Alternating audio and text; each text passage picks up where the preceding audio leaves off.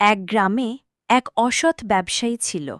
সে সবসময় গ্রাহকদের সাথে মিথ্যা কথা বলত এবং অতিরিক্ত দাম নিত। একদিন গ্রামের এক সৎ ও ধার্মিক যুবক তাকে প্রতিবাদ করল। যুবক বলল, সত্য বলো, সততার ফল ভালো। তবে ব্যবসায়ী তা অগ্রাহ্য করে। কিন্তু একটা সময় তার মিথ্যা প্রকাশ পেয়ে গেল এবং সবাই তাকে বর্জন করল। বিপরীতে যুবক তার সততার জন্য গ্রামের মানুষদের বিশ্বাস অর্জন করল এবং সকলের সম্মান লাভ করল। এই গল্পটি আমাদের শেখায় যে সততা সর্বদা পরিশোধিত হয় এবং মিথ্যা কখনো দীর্ঘস্থায়ী হতে পারে না। হ্যাঁ ছোট্ট বন্ধুরা, তাহলে আমরা কখনো মিথ্যা কথা বলবো না, সর্বদা সৎ পথে চলব। সবাইকে মন্দ বুদ্ধি না দিয়ে ভালো বুদ্ধি দিয়ে সহযোগিতা করব।